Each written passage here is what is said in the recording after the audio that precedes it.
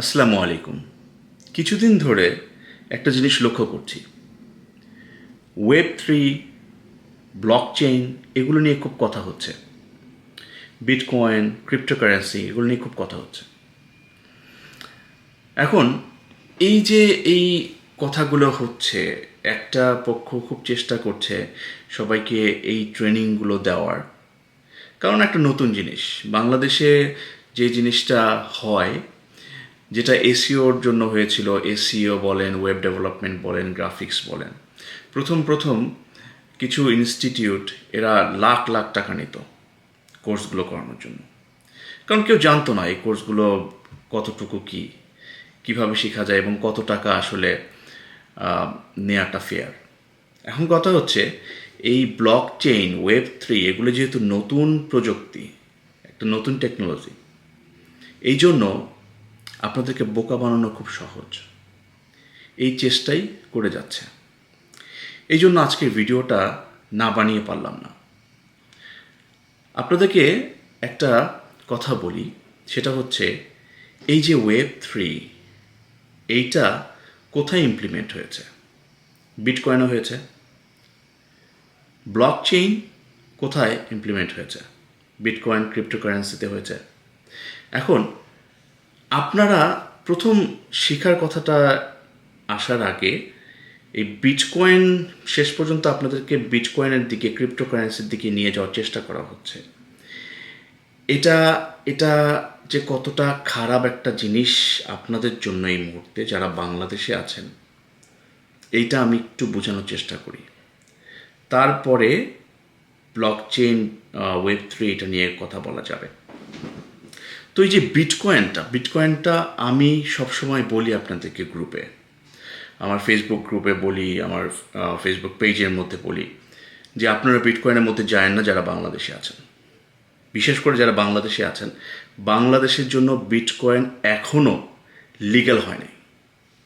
আপনারা অনেকে আমাকে বলেন যে দেখেন ভাই, লিগ্যাল হয় নাই, বিটকয়েন লিগ্যাল আছে, এটা নিয়ে সংসদে কথা হয়েছে, এটা নিয়ে সরকার কথা বলছে, এগুলো নিয়ে আলোচনা হচ্ছে, এটা ইলিগ্যাল এটা কেউ বলতেছে না। আপনাদেরকে একটু চিন্তা করে দেখতে বলছি আমি। যখন সংসদে এই বিটকয়েনের কথা হচ্ছিল, ক্রিপ্টোকারেন্সির কথা হচ্ছিল, তখন তারা বলছিলেন যে এইটা নিয়ে আমরা একটু পড়াশোনা করছি, এটা একটা পজিটিভ, এটাই ভবিষ্যৎ কারেন্সি বলছে। আমার কাছে খারাপ লাগে গভর্নমেন্ট কেন একটা জিনিস স্টাডি নিজে না করে, স্টাডি করছেন এটা জানানো দরকার নেই। আপনি পজিটিভ বলার আগে, হ্যাঁ পজিটিভ জিনিস আছে, প্রযুক্তিটা অনেক ভালো, কিন্তু এইটাই কি সেইটা কিনা যেটা আমাদেরকে এগিয়ে নিয়ে যাবে, এটাকে বুঝতে হবে। অনেক ব্যাপার আছে, আমি আপনাদেরকে বলছি একে একে। সংসদে এটা বলা হলো, বলা হওয়ার পরে অনেকে ভাবলো যে হ্যাঁ, সরকার বিটকয়েনের পক্ষে, সরকার ক্রিপ্টোকারেন্সির পক্ষে। তো এক দল কি করলো, আউডি গাড়ি কিনবে, আউডি গাড়ি কেনার জন্য তারা বিটকয়েন ইউজ করতে চাইল, বিটকয়েনের ট্রানজ্যাকশন করতে চাইল। তো তখন তাদেরকে গ্রেপ্তার করা হলো এবং নেটে এটা ভাইরালও হয়ে গেল। এখন দেখেন, সংসদে কথা হয়েছে, এর পরেও কিন্তু গ্রেফতার করেছে। গ্রেফতার কেন করলো যদি লিগ্যালি হয়? যারা বলছেন বিটকয়েন লিগ্যাল বাংলাদেশে, তাদের জানা উচিত এটা ভুল ধারণা। অনেকে হয়তো বা বুঝাচ্ছেন, পেপল যেরকম বাইরের আরেকজনকে দিয়ে খোলানো হয়, বিটকয়েন এরকম বাইরে যেসব দেশে লিগ্যাল, এসব দেশের কাউকে টাকা দিয়ে ইনভেস্ট করাচ্ছে, আপনারাও করছেন। কিন্তু এটা যে কতটা রিস্কি আপনারা যদি জানতেন। আমি আমেরিকার নাগরিক, আমি যদি বিটকয়েন কিনি আমার জন্য লিগ্যাল, কেউ আমাকে বাধা দেবে না, সরকার আমাকে ধরবে না। আপনি বাংলাদেশি এবং বাংলাদেশে আছেন, আপনার জন্য লিগ্যাল না। বিটকয়েন, আপনার বিটকয়েনের ব্যাপারটা বুঝতে হবে। এই যে ক্রিপ্টোকারেন্সি কয়েনগুলো আছে, ইথেরিয়াম আছে, আরও কত কয়েন আছে, শিবা ইনু, আরও অনেক কয়েন আছে। এগুলো সম্পর্কে আপনাদেরকে ধারণা নিতে হবে এটা কি।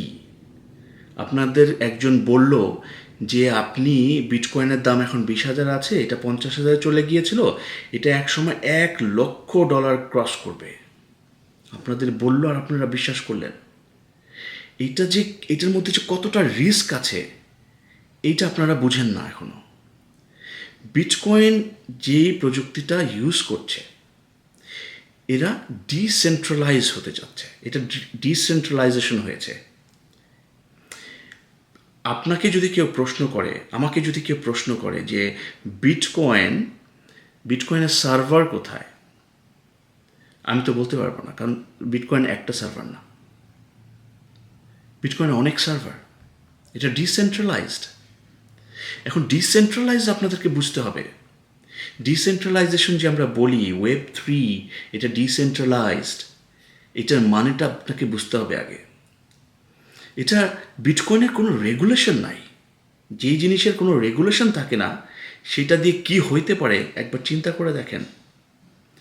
বিটকয়েন ইউজ করে যদি আপনি কোনো ট্রানজ্যাকশন করেন, বিটকয়েন ইউজ করে আপনাকে ট্র্যাক করার কোনোই নেই, আপনার কোনো রেগুলেশন নাই।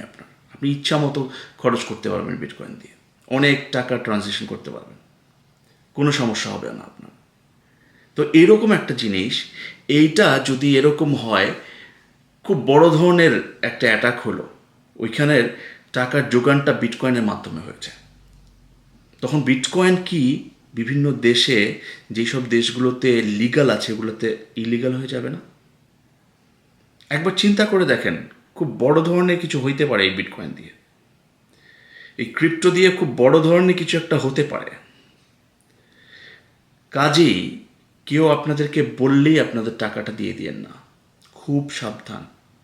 যারা বাইরে আছেন, আমাদের বাংলাদেশি ভাইয়েরা যারা বাইরে আছেন, আমার কথা শুনছেন, দেশের বিভিন্ন জায়গায় আছেন, তাদের যদি এরকম থাকে যে অনেক টাকা আছে, কিছু টাকা বিটকয়েনে এদিক ওদিক ইনভেস্ট করলেন, মাইনিং করলেন, এটা ওইটা করলেন, কোনো সমস্যা নেই, কিন্তু এইটার পেছনে সব কিছু দিয়ে দিয়েন না, সব হারাতে পারেন, সব হারাতে পারেন। আমি চাই না এই জিনিসটা হোক। আর বাংলাদেশি যারা বাংলাদেশে আছেন তারা কোনোভাবে এটা কিনা চিন্তাও করেন না, ধরা খাবেন। প্রথমে ধরা খাবেন না, কেউ আপনাকে ধরবে না। যখন আপনি অনেক টাকা নিয়ে আসবেন, আপনার কাছে অনেক ব্যালেন্স হয়ে যাবে, তখন আপনাকে ধরবে, আপনার টাকাগুলো নেওয়ার জন্য আপনাকে ধরা হবে। না, আমি কারো বিপক্ষে কথা বলছি না, সরকারের বিপক্ষে আমি কথা বলছি না, এই সিস্টেমেই হয়ে আসছে। প্রথমে বলা হবে না আপনাদেরকে, তারপর আস্তে আস্তে একটা ভালো ব্যালেন্স আনার পরে তখন আপনাদেরকে ধরে জেলে ভরা হবে এবং আপনাদের যত টাকা আছে সব টাকা সিজ করা হবে।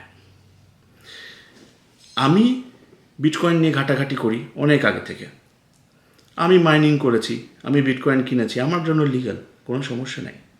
আর আমি বুঝে কিনছি, আমি যখন কিনি আমি বুঝে কিনি, আমি এই প্রযুক্তিটা সম্পর্কে ভালো মতো জেনে তারপর এটাকে ইউজ করছি, নিজে করছি, আরেকজনকে দিয়ে করাচ্ছি না। আরেকজনকে দিয়ে যদি করাইতে হয় আপনারা করেন না।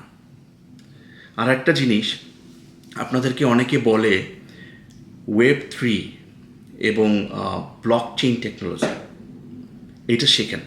ব্লকচেইন, Web3 এগুলো হচ্ছে ফিউচার। দেখুন, এখন থেকে 5 থেকে 10 বছর লেগে যেতে পারে এটা সম্পূর্ণভাবে রেডি হতে, সম্পূর্ণভাবে ইমপ্লিমেন্ট হতে। আপনাদেরকে আগে বুঝতে হবে এই যে ডিসেন্ট্রালাইজেশনের কথা বলছি, যেটা Web3-তে আছে, এই ডিসেন্ট্রালাইজেশনটা কি? ডিসেন্ট্রালাইজ কথাটা শুনলে আপনাদের ভয় লাগতেছে যে কি ইংলিশ একটা কথা, এটা আমি কেমনে বুঝবো? খুব সহজ, একটা সিম্পলভাবে আমি বলছি।